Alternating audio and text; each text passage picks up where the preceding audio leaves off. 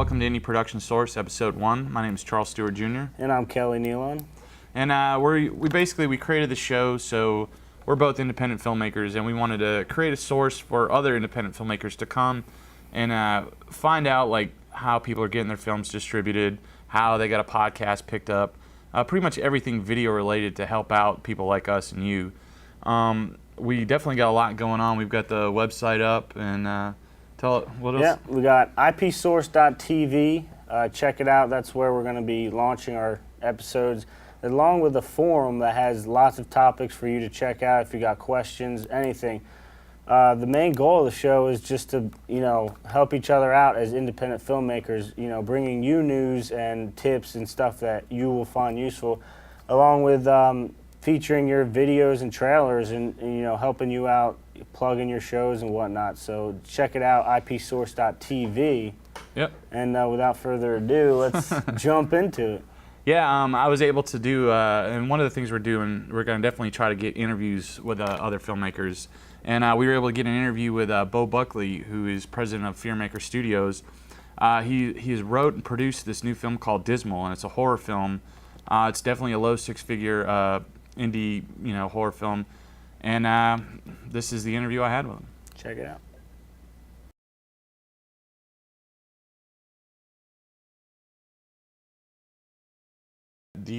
What do you suggest for like guys just starting out, like indie filmmakers that want to do a film?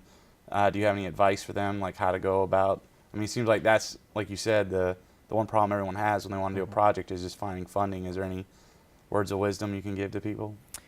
I think the one thing that a lot of people stumble, when they're kind of making a film is that they don't see the end result, or they don't see it realistically.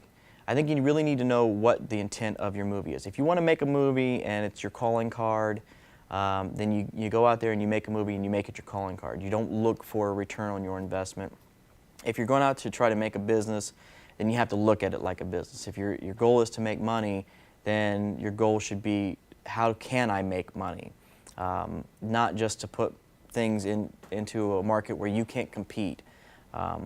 That's my feeling on it, and to start this, we've done a lot of market research. We had a business plan. We had a 4-page outline that showed all the numbers. We've talked to distributors, what's selling, what kind of numbers can you push, what if this is a straight-to-DVD release, what kind of things can we look at?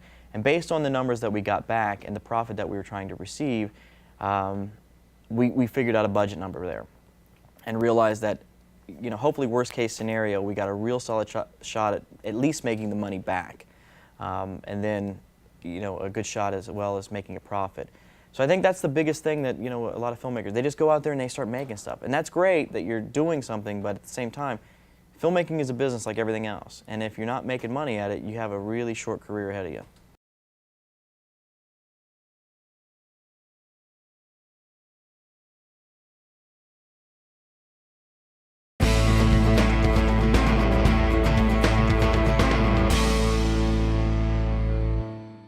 Okay, all film projects usually start out with an idea, and then you have to materialize that idea into a script. There's a lot of options out there to actually, software programs to help you write your script, because you don't want to do it in Word, because, that's one thing you learn in the film industry is that they're very picky about the formatting of the script. So if you're trying to eventually move into bigger productions, you want to make sure you're doing it the right way from the beginning, and that's the best advice I can give you right off the top. So out of all the programs out there, they usually cost at least $100. And if you're an indie production, you don't have a lot of money to throw around. So there's a very cool program out there called Celtx.com, Celtx.com. And if you go to it, it's a free download, and it's a really awesome program. So let's get started, and I'll show you what it's all about. Once you've downloaded it, you can start. And as you can see right now, they've got pre-templates for you. You've got like film, audiovisual, theater, audio play, storyboards, all very cool. So let's say you got film. We're going to start our script. You click on that, and then once you get it going, it comes up as a blank slate. And then right here, as you notice, you start with a scene heading. And you type in, it's an exterior, alley, and then night. And then immediately, once you hit enter, it takes you to your action line, and then you'd be like, it's a rainy night. And then from there, you can go into, you can describe your characters, and, you got Bill walking into the alley, whatever. But again, like, this is all done for you. And when you go to export it, it'll do it as a PDF or really, any format you specifically want it to go to. And then also, not only does it have that, which is a really cool feature, it's got something called web services. So you can click on web services, and if let's say you're writing this with a couple other people, which is, normal, now this is cool, and I can't believe it's free. You can upload your project to their server, and then once you finish doing it, you can, put publish, move this over here and click publish and upload your project. And then once your friends have also downloaded the program and created an account on their website, which is free, they can be considered collaborators on your project. So once you upload, they can get an email message saying that there's a newer project on the server, and they can download it and make edit changes to that. So it's definitely a really cool tool for you that's, if you're trying to write a script, I highly recommend using this software. It's, it's free. It's got all the features you would need from a program that you'd pay $100 or plus more for. So definitely, you can find a link to it on our website in the show notes, but go check it out, celtx.com, and that's Celtx. All right, you just learned about Celtx. Right now, we're both using it. It's a badass program. I've used other software in the past, but I gotta say, Celtx is definitely easy. It's the way to go because it's the right price, and that's free. So.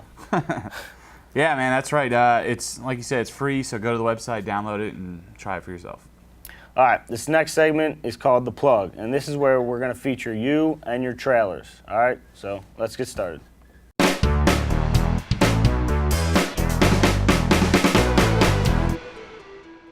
Okay, this being our very first plug ever, I want to start off with a bang. And with that, I mean the low-budget film, Gabriel. This film was done for under $200,000, and it gets its influence from The Crow and Blade Runner. So check out the trailer. Falling is the last thing an angel feels. All I can think about is what awaits me on the other side.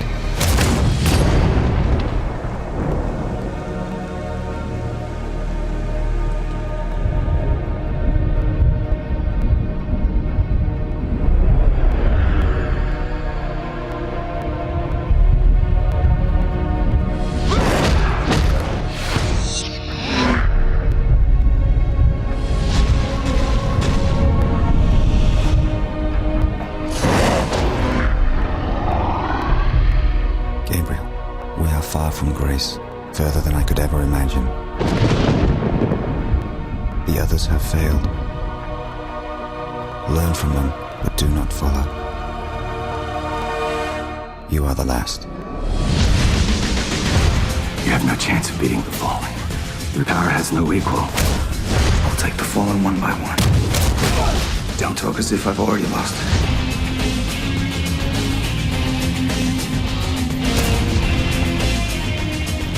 See the light return before this week is through.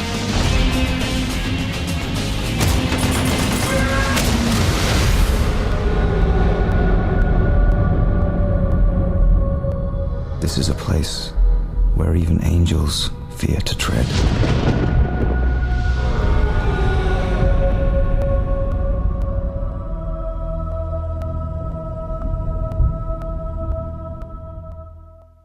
And after watching that, you can tell why I wanted to use Gabriel as our first film featured on The Plug. It was a very ambitious film done under $200,000 by the first-time director Shayna Bess. The film was the first Australian feature to be shot on the JVC HD 100 series camera. And principal photography took over 8 consecutive weeks during October and November of 2005. And everyone who worked on that film did so on the deferral basis, which means no one got paid until the film got sold.